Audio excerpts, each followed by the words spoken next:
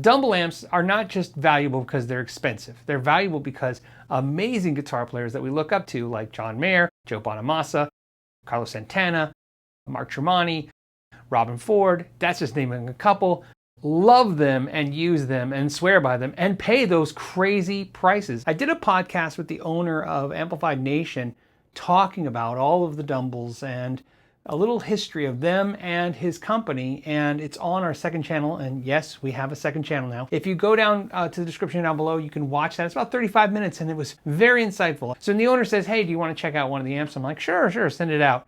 And he sent me the flagship. This is the most expensive of the ones he does. The Overdrive Reverb is definitely like, that's kind of the best of everything. There's very little known about that circuit. You know, a lot of the double stuff, you can get schematics online. You know, there's websites like the Amp Garage where you can go on and build your own Dumble. But nobody really knows what was in the Overdrive Reverb. So I was given the chance to check one out and was able to reverse engineer it and then added my kind of own flavor. And, you know, it's got the great cleans, the great overdrive, and I love reverb, you know, so that has the huge reverb. And as you can see, this one is actual suede. This is a beautiful suede. They come custom made. You can have any kind of finish on these amps. They're all different. That's why this is a tricky video to do, because it would take an hour just to explain what's all different about all of these Dumble inspired amplifiers. This amp was tricky because I've owned a ton of Dumble-esque amplifiers. I currently own 2-Rock. I had a Bluto Tone, I've had a Fuchs, I've had a Red Plate, just to name a couple. A Malin amp, I've tried his amps, which are also very fantastic. There's a lot of Dumble-esque amplifier builders out there, and they make really good amps. And not any one of those amps could I say that wasn't a really good amplifier. So what I wanted to do was try to understand this amplifier. And so what I did was I got my 59 replica Les Paul here. I need to stop right here and make a notation in the video. When I play my vintage reissue instruments, I always use pure nickel strings. I like the softer tone of them, so I wanted you to be aware of that. I put a link down below if you want to buy a set and try them. I have videos talking about exactly this, why I use them and when I use them. So on these guitars that you're going to be hearing today, I'm using 10 to 45. And plugged into it, I hooked it up to a bunch of different cabinets to see what I like. Currently, what I like it with is my 112 cabinet with a creamback Celestion in it. And at first, because it had so many switches and so many controls, you know, of course, all these little EQ switches and other settings and 2 full channels, and it has a volume for each channel, kind of like a Mesa Boogie amp that has a lot of knobs and controls. You're just like, your brain is like, okay, there's a lot to learn here. But really what I learned on this amp is, you find a sweet clean tone, you find a sweet dirty tone, overdrive tone, and then you pretty much, I mean, hot glue all the controls into place. Don't move them ever again. Everything is controlled the guitar, and the type of guitar doesn't matter. I'm going to kind of explain everything I'm going to talk about with this amp. Something else that's very important to mention, you can get this thing super quiet. So if you're recording late at night or if you're playing on a smaller stage, I had no problem getting this thing to sound killer at every volume level. Which is even more impressive because this is the 50 watt version. Now you can get this exact amp in 22 watts, 50 watts, or 100 watts. But like I said, this is the 6L6 50 watt version. And all of the amps have the ability to be biased. There's a boost control on the back that's foot switchable. Of course, your foot switch, which controls your channel switching, and an effects loop. So first off, let's go ahead and go to the clean sound, of course. Okay, it's gonna have a lot of reverb. It's a Overdrive reverb amp. It has a send and return control on the reverb, so you can get that really big 3D depth on the reverb. I'm not even going crazy. I'll give you a taste of reverb so you know how crazy it gets.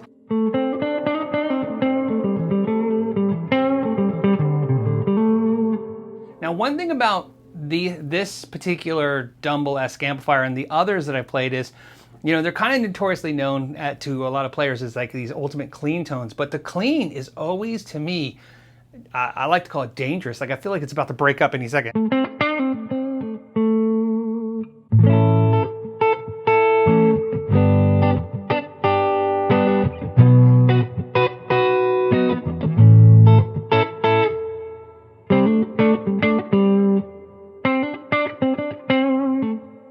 What I find is all 3 of those seem to have the same presence. In other words, how they feel when you're playing it right now. Like I feel like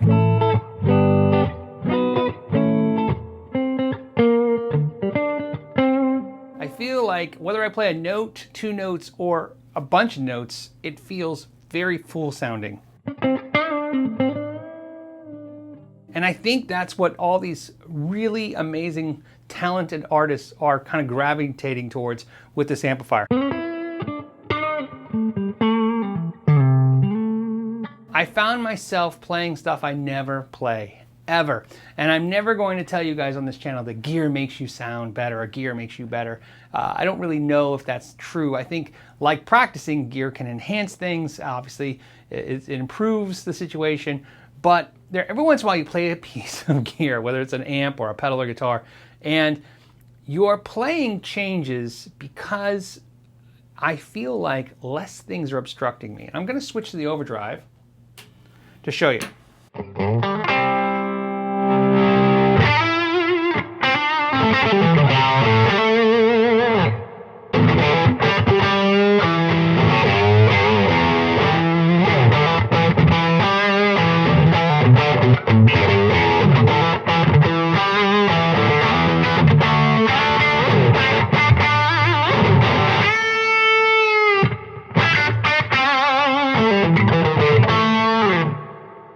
Feel like everything is just immediately coming out of the guitar. There's like not only no delay, no delayed response with the amp. In other words, I don't feel like the amp is like reacting to what I'm doing. I feel like it's happening in real time, more so than I've ever experienced with any other amplifier.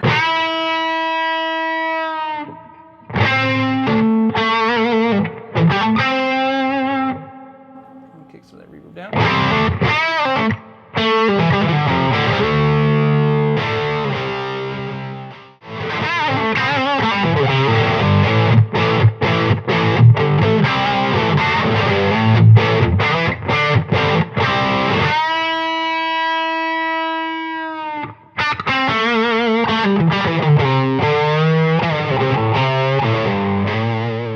I feel like I'm depriving you guys by not playing the clean some more. Let's go to the clean channel.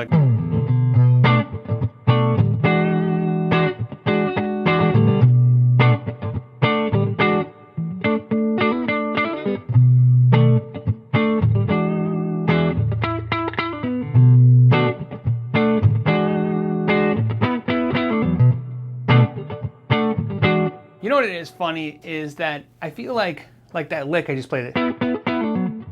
It feels weird to me. Usually when I play that kind of lick, I'm rushing it because I know the notes are going to decay.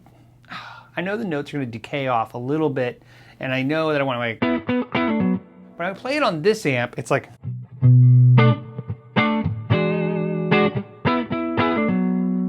I want to hang on that a little bit.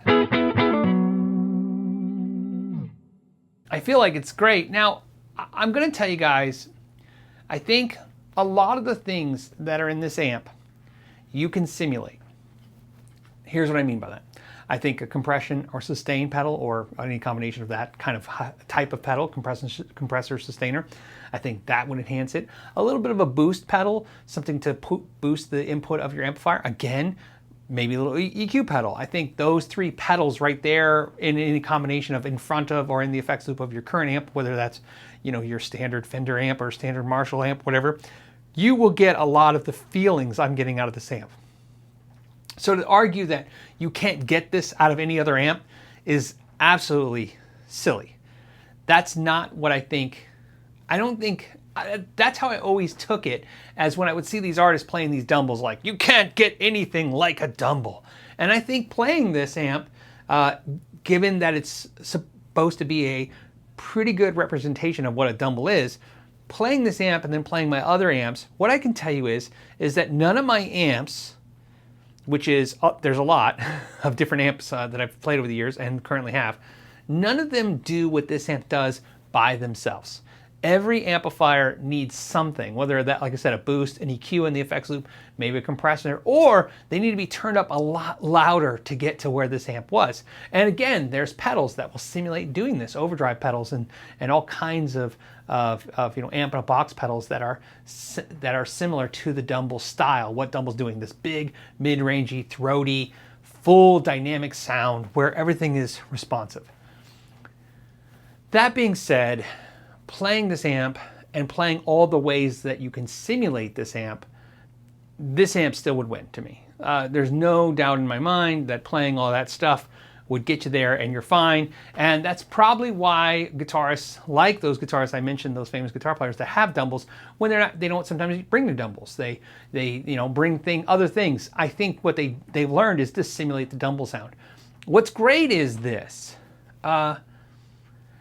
Having the opportunity to have someone make so many varieties of all the Dumble amps, and of course take the time, as the owner does, Taylor, to explain all the differences in the amps, I could see now why you would want to just buy an amp like this and just call it a day. Like, I feel like I get it now. Yes, this Les Paul into this amplifier and you're done.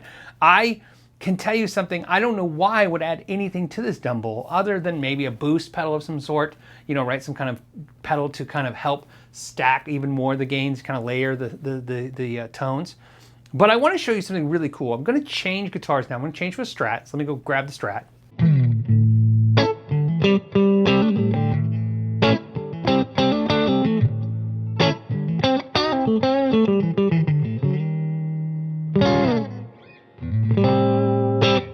And again, you can hear what I'm talking about. See, it's clean.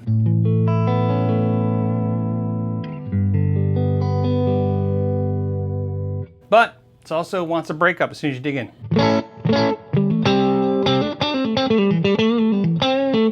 Okay, let's go to the Overdrive channel.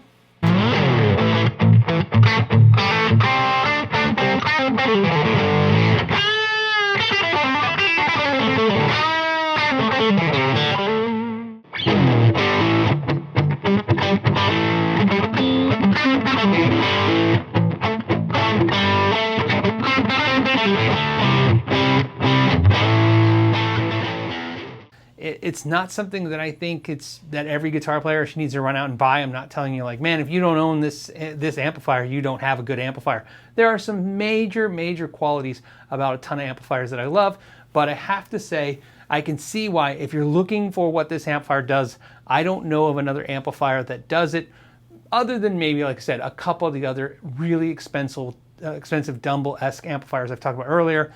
But in my opinion, playing all those, this one is my favorite one so far. I could definitely see why the 2-Rock won't stick around very long, and I'll definitely have to stick with this. So very cool.